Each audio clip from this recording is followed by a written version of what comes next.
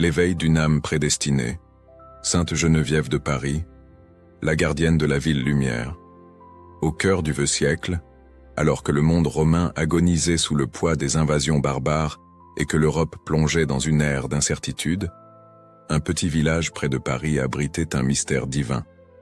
Nanterre, avec ses collines verdoyantes et ses champs dorés qui s'étendaient à perte de vue, respirait la simplicité rustique de la Gaule romaine. L'air matinal portait le parfum des fleurs sauvages mêlé à l'arôme du pain frais sortant des fours en terre cuite, tandis que le chant des oiseaux résonnait sur les toits de chaume des humbles demeures paysannes.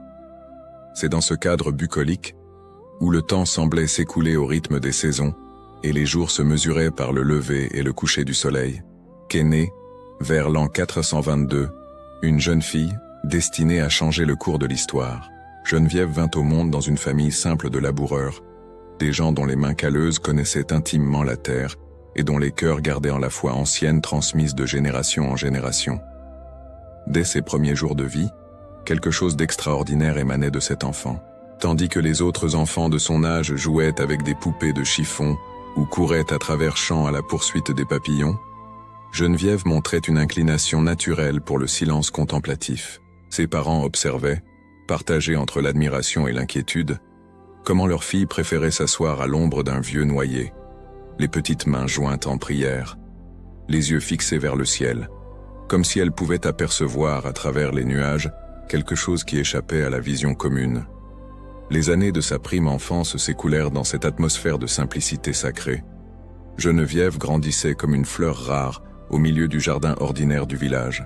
Sa beauté ne résidait pas seulement dans les traits délicats de son visage ou dans ses cheveux qui brillaient comme du blé mûr sous la lumière du soleil, mais elle rayonnait de l'intérieur, d'une luminosité qui touchait tous ceux qui s'approchèrent d'elle. C'était une beauté qui parlait de pureté, d'une âme qui semblait être née déjà consacrée au divin. La routine familiale suivait le rythme ancestral de la vie paysanne. Le père se levait avant l'aube pour s'occuper des animaux et préparer la terre pour les semailles. La mère s'occupait des tâches ménagères, filait la laine, préparait les repas et prenait soin du petit potager où poussaient des herbes médicinales et des aromates. Geneviève, encore enfant, faisait déjà preuve de compassion envers les moins fortunés. Quand des mendiants frappaient à la porte de leur humble demeure, c'était toujours elle qui courait pour partager son morceau de pain ou offrir un verre de lait frais. Les voisins commentaient entre eux à propos de cette enfant singulière. « Il y a quelque chose de spécial chez cet enfant », murmuraient les femmes en lavant le linge dans le ruisseau voisin.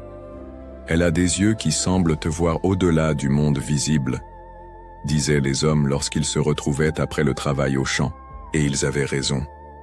Geneviève possédait une sensibilité aiguë à la souffrance d'autrui et une capacité inexplicable à apporter du réconfort à ceux qui se trouvaient dans l'affliction. Quand elle eut 7 ans, un événement allait transformer définitivement le destin de la petite Geneviève. La nouvelle se répandit rapidement dans la région. Saint-Germain d'Auxerre, l'un des évêques les plus respectés de Gaule, voyageait dans la région en mission pastorale. Sa réputation d'homme saint et sage le précédait. Il était connu pour son érudition, pour sa vie exemplaire et pour les miracles qui accompagnaient son ministère.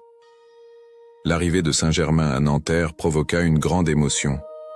Toute la population du village et des environs accourut pour le voir et recevoir sa bénédiction. Il était rare qu'un personnage d'une telle importance visitât ces terres simples et éloignées des grands centres urbains. L'église locale, petite et modeste, débordait de fidèles désireux d'entendre les paroles du Saint-Évêque. Geneviève accompagna ses parents à cette occasion mémorable. Vêtue de ses plus beaux atours, une simple robe de lin blanc brodée par sa mère, elle marchait main dans la main avec eux dans les rues en terre battue du village. Ses petits pas soulevaient de petits nuages de poussière dorée qui dansaient dans les rayons du soleil de l'après-midi. Le cœur de la fillette battait la chamade, non par nervosité, mais par une attente inexplicable, comme si elle pressentait que cette rencontre marquerait sa vie à jamais. Quand ils arrivèrent enfin devant Saint-Germain, quelque chose d'extraordinaire se produisit. Le vénérable évêque, homme d'âge avancé dont les yeux fatigués avaient vu beaucoup de la vie et du monde, arrêta son regard sur la petite Geneviève. Il y eut un moment de silence intense. Un de ces instants où le temps semble suspendu et où toute la création retient son souffle. Les yeux du saint rencontrèrent ceux de l'enfant, et dans cette rencontre de regards, il y eut une reconnaissance mutuelle, une communication qui transcendait les mots. Saint Germain s'approcha de Geneviève et posant doucement sa main sur sa tête, prononça des mots qui résonneraient à travers les siècles. Cette jeune fille sera une grande servante de Dieu. Elle protégera cette terre et sera lumière pour son peuple. Sa voix était douce mais empreinte d'une autorité qui venait d'en haut. Tous les présents ressentirent la solennité du moment. Il y avait quelque chose de prophétique dans ces paroles, une certitude qui n'admettait aucun doute. Pour Geneviève, ce moment fut comme un éveil. Une flamme intérieure, qui brillait déjà discrètement en son cœur, s'aviva soudain avec une force incontrôlable. Elle comprit avec la clarté que seules les âmes prédestinées possèdent, que sa vie appartenait entièrement à Dieu. Il n'y avait pas de place pour l'hésitation ou le questionnement. C'était comme si une voix intérieure lui disait « Voici ton chemin, ma fille, suis-le sans crainte ». Dans les jours qui suivirent la visite de Saint-Germain, la transformation chez Geneviève devint évidente pour tous. Sa dévotion à la prière s'intensifia, ses actes de charité se multiplièrent, et sa présence irradiait une paix qui apaisait les cœurs les plus inquiets. La jeune fille qui était déjà spéciale se révéla vraiment exceptionnelle. Les années qui suivirent la prophétie de Saint-Germain s'écoulèrent comme des pages d'un livre sacré, s'écrivant jour après jour. Geneviève grandissait non seulement en taille, mais en grâce et en sagesse. Son adolescence ne suivit pas les schémas conventionnels de l'époque. Tandis que d'autres jeunes filles de son âge commençaient à rêver de mariage et de famille, elle nourrissait un rêve différent, plus élevé, plus transcendant. À l'âge de 15 ans, Geneviève prit la décision qui allait définir le reste de son existence. Par un matin clair de printemps, alors que les fleurs s'épanouissaient dans les champs et que les oiseaux chantaient leurs plus douces mélodies, elle se dirigea vers la petite église de Nanterre. Ses pas étaient fermes, décidés, comme ceux de quelqu'un qui connaît son destin et va à sa rencontre sans réserve. Devant l'autel simple mais sacré, où une croix de bois rustique s'élevait comme symbole de la rédemption, Geneviève prononça son vœu solennel. D'une voix claire et sereine, elle articula les mots qui la consacreraient à jamais au Christ. « Seigneur, je te remets ma vie, ma pureté, mon cœur. Que mon existence soit entièrement tienne, pour servir tes enfants et glorifier ton saint nom. » Le vœu de virginité n'était pas seulement une promesse formelle, mais l'expression extérieure d'une réalité intérieure profonde. Geneviève avait compris que sa mission sur Terre exigeait un don total, sans division, sans compromis qui aurait en but détourné son attention de l'appel divin. C'était un sacrifice fait avec joie, car son cœur appartenait déjà entièrement au Créateur. À partir de ce moment, sa vie prit un rythme particulier, marqué par la régularité de la prière, par la pratique constante de la charité et par une austérité qui impressionnait tous ceux qui la connaissaient. Elle se levait avant l'aube, quand le monde dormait encore enveloppé de silence et d'ombre. Ses premières actions de la journée étaient toujours d'adoration et de louange. Elle s'agenouillait dans sa petite chambre, devant une image rudimentaire du Christ, et y demeurait de longues heures en communion intime avec le divin. Ces jeûnes devinrent légendaires. Geneviève se nourrissait avec une frugalité extrême, se contentant souvent de pain d'orge et d'eau. Ce n'était pas une pénitence forcée ou mélancolique, mais une discipline assumée avec amour, une manière de participer aux souffrances du Christ et de s'identifier aux pauvres qui n'avaient rien à manger. Ses parents, initialement préoccupés par la santé de leur fille, comprirent progressivement que cette abstinence ne l'affaiblissait pas, mais la fortifiait de manière mystérieuse. La réputation de sainteté de Geneviève se répandit rapidement dans les villages environnants. Ce n'était pas une renommée recherchée ou cultivée par elle, mais quelque chose qui jaillissait naturellement du rayonnement de sa vie intérieure. Les gens venaient de loin pour la voir, pour lui parler, pour solliciter ses conseils et ses prières. Elle recevait tout le monde avec la même bonté, la même attention bienveillante, qu'il s'agisse d'un noble en voyage ou d'un mendiant couvert de haillons. Ses paroles avaient un pouvoir particulier de consolation et de guidance. Quand elle parlait, les gens sentaient que ce n'était pas seulement elle qui s'adressait à eux, mais qu'à travers elle, une sagesse supérieure se manifestait. Sa voix était douce, mais pénétrante. Ses paroles, simples, mais profondes. Elle possédait le don rare de parler le langage du cœur, de toucher les fibres les plus intimes de l'âme humaine. Les miracles commencèrent à se manifester tôt dans sa vie. Ce n'étaient pas des prodiges spectaculaires ou théâtraux, mais des signes discrets et significatifs de la présence divine dans son existence. Un enfant gravement malade recouvrait la santé après ses prières.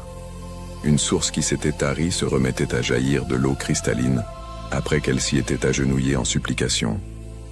Des provisions se multipliaient miraculeusement lorsqu'elle bénissait les quelques vivres destinés aux pauvres. L'un des épisodes les plus touchants de cette époque fut celui de la bougie miraculeuse.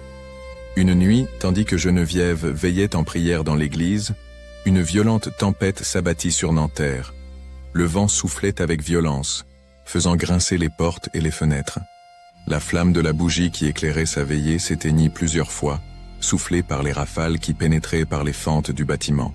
Mais chaque fois que la flamme s'éteignait, elle se rallumait d'elle-même, comme si une main invisible la protégeait. Les fidèles qui assistèrent au phénomène l'interprétèrent comme un signe prophétique. La bougie qui se rallumait toujours représentait la foi de Geneviève, une foi qu'aucune tempête ne pourrait éteindre. Ce symbole accompagnerait sa mémoire à travers les siècles, rappelant aux générations futures qu'il existe une lumière intérieure qui résiste à toutes les adversités. L'année 451 s'annonçait sombre sur l'Europe. Des nouvelles terrifiantes arrivaient de toutes parts, apportées par des marchands effrayés, des soldats en fuite et des réfugiés désespérés. Attila, le roi des Huns, connu sous le nom de Fléau de Dieu, marchait avec son armée dévastatrice vers le cœur de la Gaule. Sa réputation de cruauté le précédait comme une ombre de mort. Des villes entières étaient rasées sur son passage, des populations massacrées ou réduites en esclavage, des trésors pillés. Paris, la ville qui s'était développée sur les rives de la Seine, vivait des moments de panique indescriptibles. Ses rues, normalement animées par les allées et venues des marchands et artisans, se remplirent de discussions animées et de préparatifs fébriles pour la fuite. Des familles entières emballaient leurs biens les plus précieux, se préparant à abandonner leur foyer et à chercher refuge en des terres lointaines. La peur planait sur la ville comme un nuage dense et suffocant. C'est dans ce contexte de désespoir collectif que Geneviève émergea comme une figure prophétique. À 29 ans, elle avait déjà conquis le respect et la vénération non seulement des habitants de Nanterre, mais d'une vaste région autour de Paris. Sa réputation de sainteté et sa proximité avec Dieu faisaient que beaucoup la recherchaient en quête d'orientation et de réconfort spirituel. Lorsque les citoyens parisiens vinrent la trouver, implorant qu'elle intercédât auprès du Tout-Puissant pour le salut de la ville, Geneviève n'hésita pas. Sa réponse fut claire et défiante. « Ne fuyez pas, restez dans vos maisons, faites confiance à Dieu. Paris sera protégé par les prières des fidèles, non par les murs ou par les épées. » Ces paroles suscitèrent étonnement et controverse. Comment une jeune femme, aussi sainte fût-elle, pouvait-elle conseiller à toute une population de rester sans défense face à la terreur des Huns? Certains remirent en question son autorité, d'autres doutèrent de sa santé mentale. Mais la force de sa conviction, la sérénité inébranlable de son visage et l'autorité spirituelle qui émanait de sa présence conquirent progressivement les cœurs. Geneviève organisa alors ce qui serait l'une des démonstrations de foi les plus impressionnantes de l'histoire chrétienne primitive. Elle convoqua toutes les femmes de Paris et des environs pour qu'elles s'unissent à elle, dans une croisade de prière et de pénitence. « Allons plier les genoux devant Dieu », proclama-t-elle, « et il pliera les genoux de nos ennemis devant notre foi. » Le spectacle qui s'ensuivit fut extraordinaire. Des centaines de femmes, des jeunes demoiselles aux matrones respectables, des pauvres paysannes aux dames de la noblesse, répondirent à l'appel de Geneviève. Elles se réunirent dans la cathédrale principale de la ville, la transformant en une forteresse spirituelle. Jour et nuit, leurs voix s'élevaient en chants et supplications, créant une atmosphère de ferveur religieuse qui touchait profondément tous les cœurs.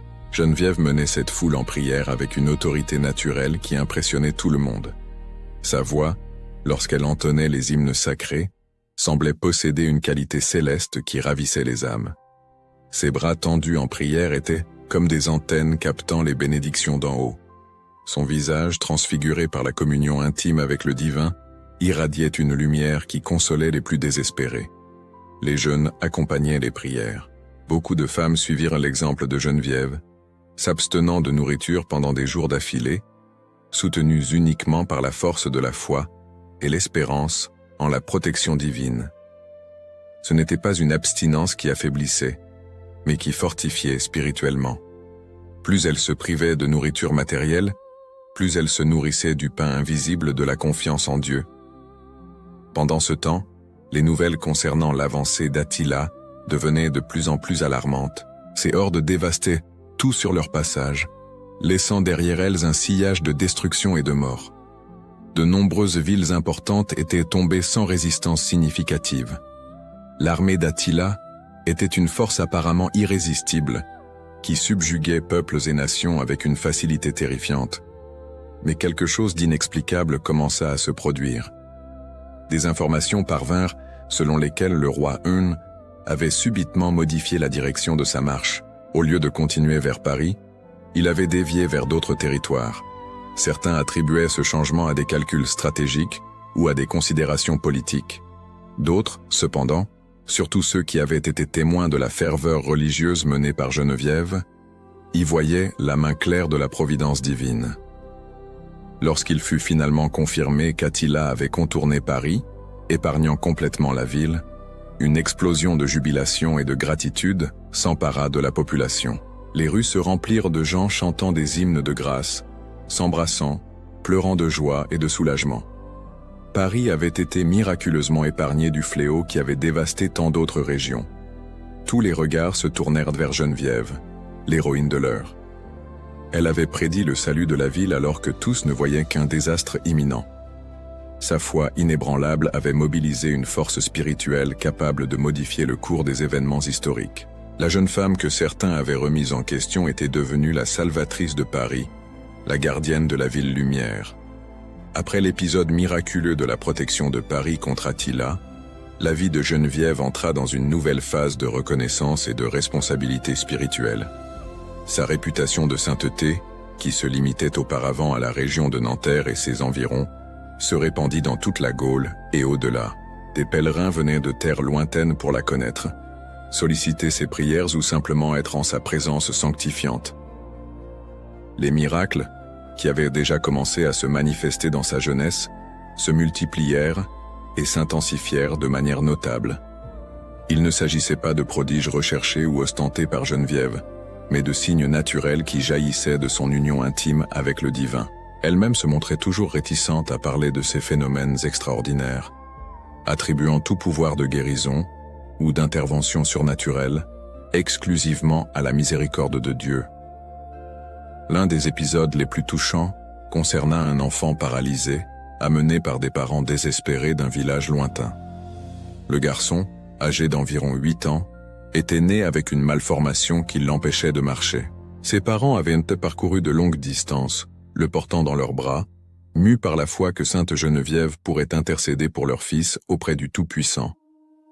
Lorsqu'ils arrivèrent en présence de Geneviève, elle reçut la famille avec sa bonté caractéristique. Elle ne fit pas de grandes promesses et n'entretint pas d'espoir irréaliste.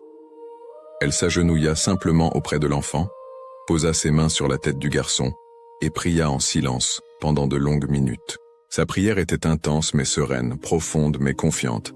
À la fin, elle bénit l'enfant et dit aux parents « Ramenez votre fils à la maison et faites confiance à la volonté de Dieu. » Sur le chemin du retour, quelque chose d'extraordinaire se produisit. Le garçon qui toute sa vie avait été porté demanda à être posé à terre. Lorsque les parents, incrédules, accédèrent à sa requête, l'enfant commença à marcher d'un pas ferme et assuré. La guérison était complète et définitive. La nouvelle de ce miracle se répandit comme une traînée de poudre, augmentant encore la réputation de sainteté de Geneviève. Un autre épisode mémorable survint pendant une période de grande disette qui frappa la région.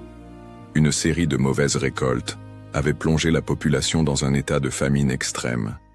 Les greniers étaient vides, les prix des denrées alimentaires avaient flambé, et de nombreuses familles faisaient face à la perspective réelle de l'inanition. Il était courant de voir des enfants maigres errer dans les rues, à la recherche de la moindre miette qui pût apaiser leur faim. Geneviève, sensible à la souffrance du peuple, organisa un grand effort de charité. Elle réunit toutes les provisions qu'elle put trouver, quelques pains d'orge, un peu de farine, quelques mesures de céréales, des quantités clairement insuffisantes pour nourrir la foule de nécessiteux qui s'attroupaient autour de sa maison. Mais sa foi ne connaissait pas l'impossible. Elle commença à distribuer les aliments, priant sur chaque portion avant de la remettre aux affamés. Le miracle commença à se manifester progressivement. Les pains semblaient ne jamais s'épuiser, la farine ne s'épuisait pas, les céréales se multipliaient mystérieusement. Des centaines de personnes furent nourries avec des provisions qui, humainement parlant, auraient en suffi pour quelques dizaines au maximum. Les témoins de ce prodige furent stupéfaits.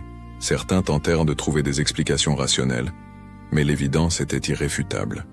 Geneviève avait miraculeusement multiplié les aliments, répétant à plus petite échelle le miracle biblique de la multiplication des pains et des poissons. Sa compassion pour les nécessiteux avait ému le cœur de Dieu à intervenir de manière surnaturelle. Les visions mystiques firent également partie de la vie de Geneviève pendant cette période. Plusieurs fois, elle fut vue en extase, le visage transfiguré et les yeux fixés sur quelque chose que seule elle pouvait contempler. En ces moments, sa présence émanait une lumière presque palpable, une aura de sainteté qui impressionnait profondément toutes les personnes présentes. Pendant l'une de ces visions, Geneviève prophétisa un autre événement important. Elle déclara qu'une grande épidémie menaçait la région, mais qu'elle serait vaincue par les prières des fidèles. Ces paroles, comme toujours, se révélèrent prophétiques. Quelques mois plus tard, une peste commença à se propager dans la région, causant une grande mortalité. Mais les prières organisées par Geneviève, suivant le même schéma qui avait sauvé Paris d'Attila, se montrèrent de nouveau efficaces. L'épidémie recula, épargnant de nombreuses vies qui semblaient en condamner. Au fil des ans, Geneviève se développa non seulement comme une femme d'une sainteté personnelle exceptionnelle, mais aussi comme une leader spirituelle d'une sagesse et d'une influence extraordinaire. Son autorité morale transcendait les barrières sociales, étant reconnue aussi bien par les humbles paysans que par les nobles et les autorités ecclésiastiques de l'époque. Sa maison à Nanterre devint un centre de pèlerinage et de consultation spirituelle. Des gens de toutes les classes sociales et conditions de vie affluaient vers elle, cherchant des conseils pour les problèmes les plus divers. Geneviève les recevait tous avec la même attention affectueuse et la même sagesse pénétrante. Ses paroles avaient le pouvoir d'éclairer les situations les plus confuses et d'apporter la paix aux cœurs les plus troublés. Un aspect remarquable de sa personnalité était sa capacité à concilier une vie de contemplation intense avec une activité pratique extrêmement efficace dans la résolution de problèmes concrets. Elle n'était pas une mystique éloignée de la réalité, mais une sainte profondément engagée dans les besoins de son temps et de son peuple. Durant cette période, Geneviève développa un réseau impressionnant d'œuvres de charité. Elle organisa des groupes de femmes dédiés aux soins des malades, créa des systèmes de distribution de nourriture pour les nécessiteux et établit des foyers d'accueil pour les veuves et les orphelins. Sa capacité administrative rivalisait avec sa sainteté personnelle. Son influence s'étendit également au domaine politique. Rois et autorités civiles recherchaient fréquemment ses conseils, reconnaissant que sa sagesse dépassait les limites des questions purement spirituelles. Elle sut naviguer avec habileté dans les jeux de pouvoir complexes de son époque, gardant toujours comme principal objectif le bien-être du peuple et la gloire de Dieu. Les dernières années de la vie de Geneviève furent marquées par une intensification encore plus grande de sa vie spirituelle et de son dévouement au service d'autrui. Bien qu'elle eût déjà plus de 70 ans, un âge très avancé pour l'époque, elle maintenait une énergie et une vigueur qui impressionnaient tout le monde. Sa foi semblait la fortifier physiquement, la soutenant au-delà des limitations normales de l'âge. Durant cette période finale, les miracles continuèrent à se manifester autour d'elle avec une fréquence impressionnante. Sa simple présence avait un effet curatif sur les malades. Sa prière possédait un pouvoir d'intercession qui semblait mouvoir les forces mêmes de la nature. Sa sagesse atteignit des niveaux de profondeur qui laissaient admirer même les érudits les plus préparés. Geneviève maintenait une routine rigoureuse de prière et de pénitence jusqu'à ses derniers jours. Elle se levait avant l'aube pour consacrer les premières heures de la journée à la communion avec Dieu. Ses jeûnes restaient sévères, sa charité inépuisable, sa disponibilité envers les nécessiteux absolus. Elle dépensa littéralement sa vie au service de Dieu et de son prochain. Au début de l'année 502, Geneviève commença à montrer des signes que le terme de son pèlerinage terrestre approchait. Il ne s'agissait pas à proprement parler d'une maladie, mais d'une usure naturelle de celle qui avait vécu avec une intensité extrême durant 80 ans. Elle-même semblait pressentir que l'heure de son passage à l'éternité était venue. Ces derniers jours furent marqués par un recueillement encore plus grand et par des moments d'extase mystique d'une intensité extraordinaire. C'était comme si, approchant de la rencontre définitive avec son Créateur, elle commençait déjà à vivre partiellement dans la dimension céleste. Son visage acquit une luminosité spéciale, ses yeux reflétaient une paix profonde, ses paroles se chargèrent d'un pouvoir prophétique encore plus accentué. Le 3 janvier 502, par un matin d'hiver parisien clair et froid, Geneviève rendit son âme à Dieu avec la même sérénité qui avait caractérisé toute sa vie. Il n'y eut ni agonie, ni souffrance visible. Ce fut comme si elle s'endormait simplement dans le Seigneur, passant en douceur de la vie terrestre à la vie éternelle. Ces derniers moments furent accompagnés par quelques-unes des femmes qui avaient été ses compagnes les plus fidèles au long des années. La nouvelle de sa mort se répandit rapidement, causant une émotion extraordinaire dans toute la région. Paris et les zones environnantes plongèrent dans un deuil profond pour la perte de leur protectrice et guide spirituelle. Mais au deuil se mêlait aussi une certitude consolatrice. Geneviève n'avait fait que changer de demeure, continuant d'intercéder pour ses enfants spirituels depuis la présence divine. L'inhumation de Geneviève se transforma en une démonstration impressionnante de la vénération que le peuple lui vouait. Des foules accoururent de tous les coins de la Gaule pour rendre les derniers hommages à celle qui avait été leur protectrice et intercesseuse durant tant d'années. Le cortège funèbre s'étendit sur des kilomètres, en une procession solennelle qui comprenait des plus humbles paysans jusqu'aux représentants de la plus haute noblesse. Son tombeau, situé à Paris, devint rapidement un centre de pèlerinage. Dès les premiers jours suivant sa mort, des miracles commencèrent à être rapportés par ceux qui venaient prier auprès de ses restes mortels. Guérisons inexplicables, conversions profondes, résolution de problèmes apparemment insolubles. Tous ces phénomènes contribuèrent à consolider la réputation de sainteté de Geneviève, même après sa mort. Le premier grand test de l'efficacité de son intercession posthume eut lieu en 1129, lorsqu'une épidémie dévastatrice frappa Paris. La population, se souvenant comment les prières de Geneviève avaient sauvé la ville d'Attila 6 siècles auparavant, organisa une grande procession avec les reliques de la sainte. Le résultat fut extraordinaire. L'épidémie diminua rapidement, et de nombreux malades expérimentèrent des guérisons miraculeuses. Cet événement consolida définitivement le rôle de Geneviève comme protectrice spéciale de Paris. Au long des siècles suivants, la dévotion à Sainte Geneviève continua de croître et de se renforcer. Sa fête, célébrée le 3 janvier, devint l'une des plus importantes du calendrier liturgique français. Des églises furent construites en son honneur, des congrégations religieuses féminines l'adoptèrent comme patronne. Des artistes immortalisèrent ses exploits dans des peintures, des sculptures et des œuvres littéraires. Pendant la Révolution française, lorsque de nombreuses traditions religieuses furent supprimées et persécutées, la vénération pour Sainte Geneviève démontra sa profondeur et sa résistance. Même dans les moments les plus sombres de la déchristianisation, le peuple parisien continua d'invoquer secrètement sa protection. Lorsque la normalité religieuse fut restaurée, le culte de la sainte ressurgit avec une force renouvelée. Au XIXe siècle, la construction du Panthéon à Paris, initialement conçue comme une église dédiée à Sainte Geneviève, symbolisa la reconnaissance nationale de son importance historique et spirituelle. Bien que l'édifice ait par la suite pris un caractère plus civique que religieux, son origine en tant que temple en l'honneur de la sainte démontre la permanence de son influence dans la culture française. Durant les 2 grandes guerres du XXe siècle, la figure de Sainte Geneviève ressurgit avec une force spéciale dans l'imaginaire populaire. Durant l'occupation nazie de Paris, de nombreux Français virent des parallèles évidents entre la menace d'Attila au vieux siècle et l'invasion allemande. De même que leurs ancêtres avaient fait confiance à la protection de la sainte contre les Huns, les Parisiens du XXe siècle invoquaient secrètement son intercession pour la libération de leur ville bien-aimée. La spiritualité de Sainte Geneviève continua d'inspirer des générations de chrétiens au long des siècles. Sa combinaison singulière de vie contemplative intense et d'action caritative efficace devint un modèle pour d'innombrables âmes dédiées au service de Dieu et de son prochain. Les congrégations religieuses féminines trouvèrent en elle un exemple parfait de comment concilier la recherche de la sainteté personnelle avec l'engagement social actif. Quand nous contemplons la trajectoire extraordinaire de Sainte Geneviève de Paris, nous sommes confrontés à une existence qui défie les catégories conventionnelles de l'expérience humaine.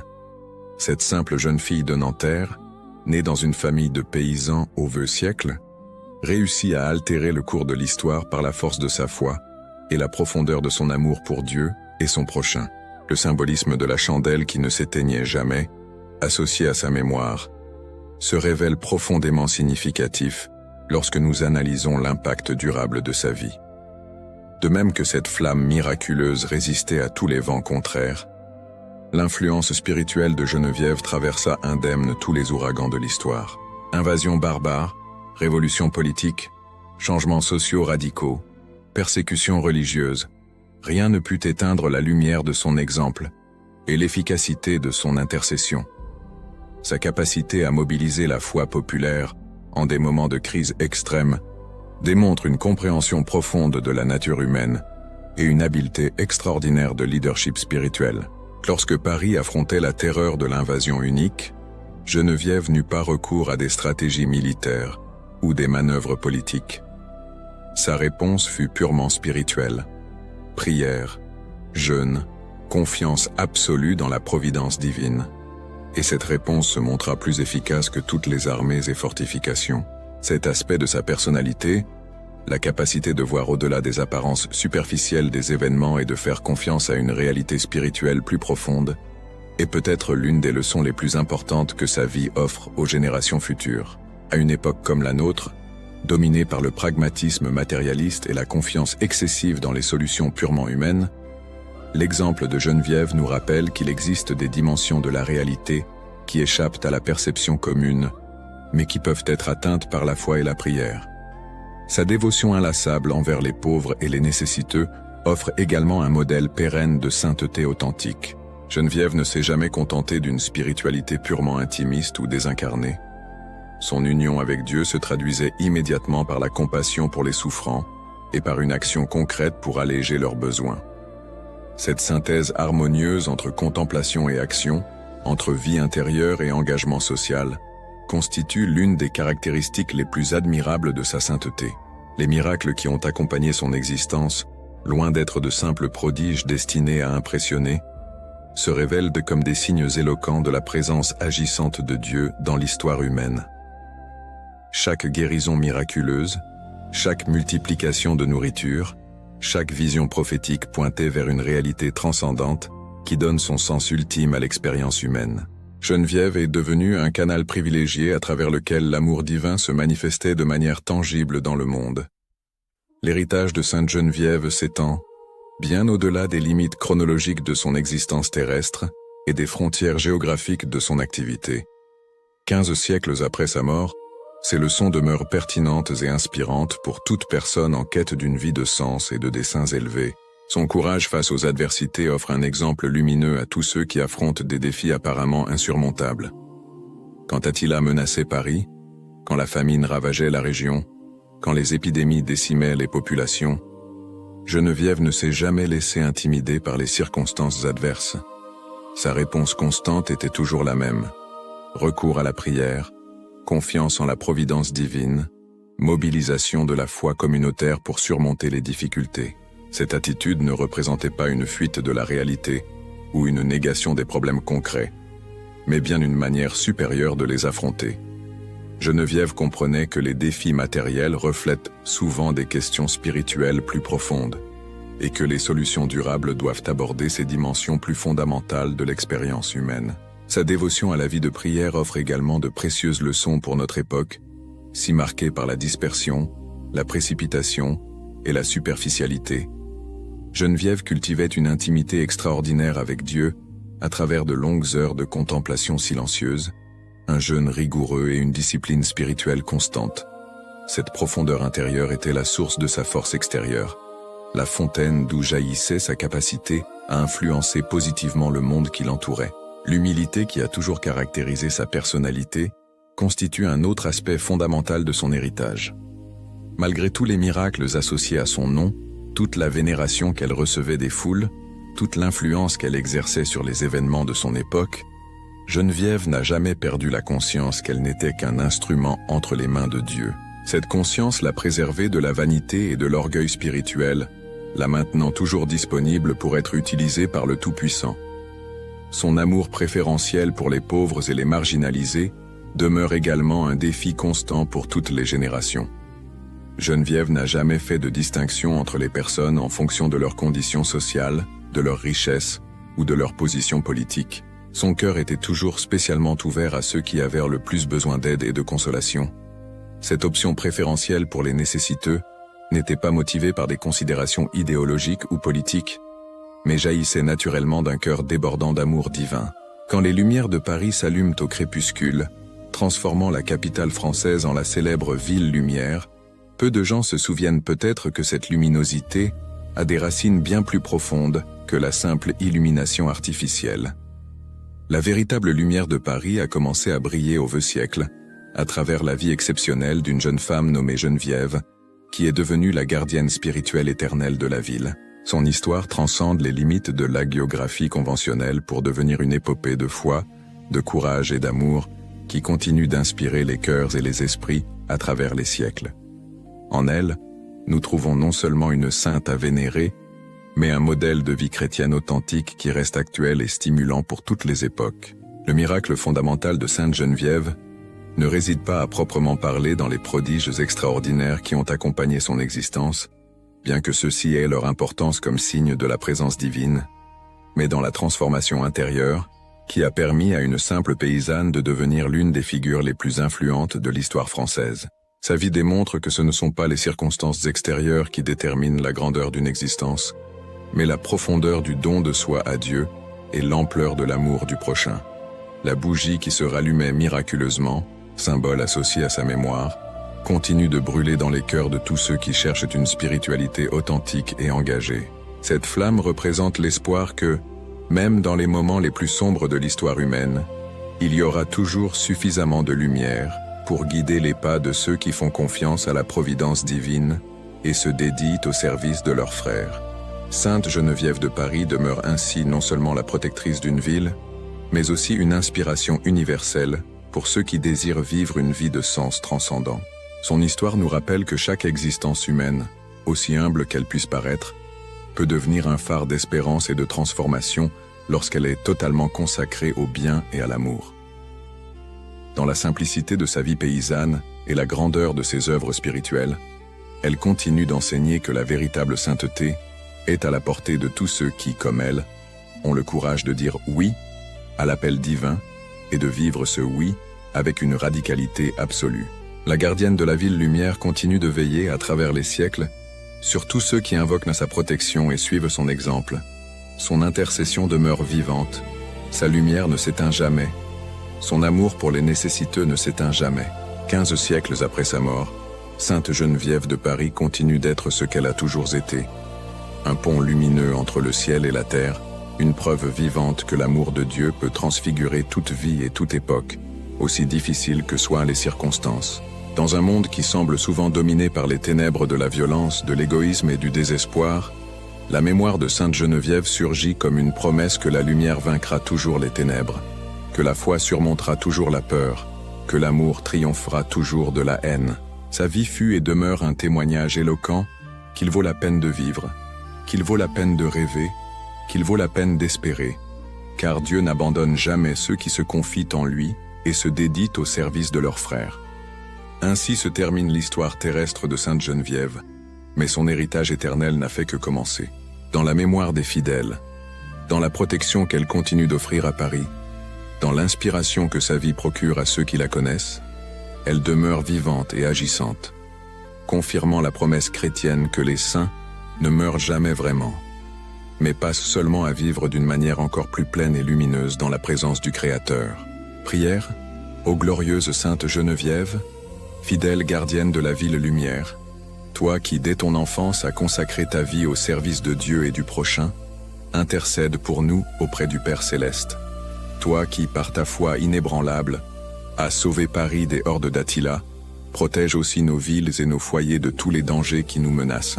Sainte protectrice des nécessiteux, toi qui as multiplié le pain pour nourrir les affamés et guéri les malades par tes prières, regarde avec compassion nos afflictions et nos besoins. De même que ta bougie miraculeuse ne s'éteignait jamais, que notre foi demeure toujours allumée, résistant à toutes les tempêtes de la vie. Accorde-nous, ô Sainte Geneviève, la grâce d'imiter ton exemple de prière constante, de charité généreuse et de confiance absolue en la providence divine.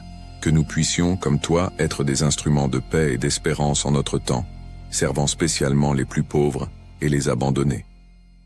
Par ta puissante intercession, obtiens-nous les grâces dont nous avons besoin, principalement, faire ici la demande spécifique, afin que nous aussi puissions vivre comme de vrais enfants de Dieu et héritiers du royaume des cieux. Amen. Ma prière. Ô Seigneur notre Dieu, avec une gratitude profonde, nous élevons nos cœurs pour te remercier du don de la vie et du privilège de porter ton amour à travers les histoires qui nous inspirent et nous transforment. Nous te remercions, Père, de nous accorder la force, la sagesse et le courage de partager les enseignements de ton évangile par le biais de ce canal, qui a été un phare d'espérance et de lumière au milieu des adversités du monde. Seigneur, nous reconnaissons que chaque vie est un don précieux, et nous sommes reconnaissants pour chaque moment qui nous est accordé pour témoigner et propager ta parole. Que chaque histoire racontée, chaque message de foi et chaque enseignement divin atteignent les cœurs assoiffés d'amour, de vérité et de réconciliation. Nous te remercions pour l'inspiration qui nous guide, pour les bénédictions qui se multiplient, et pour l'opportunité de contribuer à la diffusion du christianisme, portant la lumière de ton amour à ceux qui cherchent direction et consolation.